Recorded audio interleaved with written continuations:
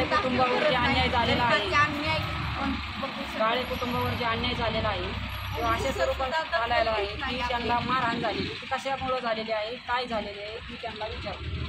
तुम्हाला कशामुळे मार झाली आज तुम्हाला हे सांगा.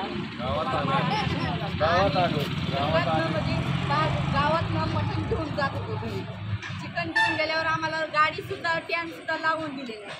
टॅन लावून नाही दिले, मग डायरेक्ट सुरू त्यांनी म्हणजे रोहिणी होती, रोहिणी बाहेर असताना नवऱ्याला बोलवलं, नवऱ्याला बोलवून आम्हाला मारहाण केली. डायरेक्ट उठला की तुझा नवरा काय म्हणला ह्यालाच हाणायचं. तुम्ही म्हणतात की आम्ही गावात गेलो, घरी गेलो, आम्हाला पुष्पास नाही केली, काय नाही केली, अशी मारहाण चालू. या फायरमध्ये असं लिहिलेलं आहे तुमच्या मुलांनी हे रोडवरले ब्लॉक काढलेले आहे. ब्लॉक एक निघलेला होता, ब्लॉक एक निघलेला तिच्या कारणाने आम्हाला दोघं जणांना मारहाण केला. त्यांनी मारहाण केली. हो, निमत केलं त्यांनी, निमताने मारलंय. त्यांनी मुलांनी तुमच्या मुलांनी रोडवरती ब्लॉक काढलेले मारहाण केली, मारहाण करून वारंवार त्यांची वारंवार सदा ही सदा आम्हाला काही खालच्या पाण्याने आम्हाला बघतात, खालच्या म्हणजे खालच्या दृष्टीने आम्हाला बघतात.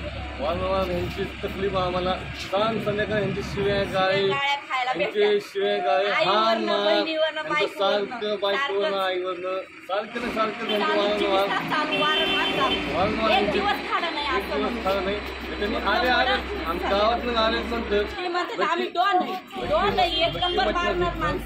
मटण घेऊन गेलो, चिकन मटण नंतर किराणा दुकानात मटण मसाला पुढे घेतल्या. त्याच्यानंतर घरी गेलो, घरी घेतल्यानंतर त्यांचे सागर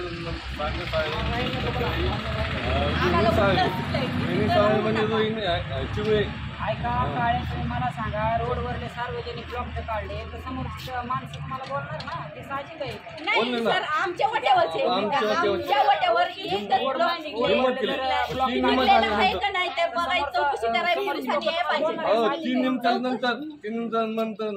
त्यानंतर मग ते ब्लॉक मिटल्यानंतर म्हणजे आमच्या पोरांना मी हाणलंय, आमच्या पोरांना मी हाणलं, आम्हाला पोरांना मी हाणलं, हाणायला सुरुवात केली. आम्हाला बाहुऱ्यावानी भिंगवलं, बायकोला कपडे अंगावर ठेवले नाही. 5-25 जणांच्या बोकाने ह्याला चढावा म्हणले, ह्याला बोंगळी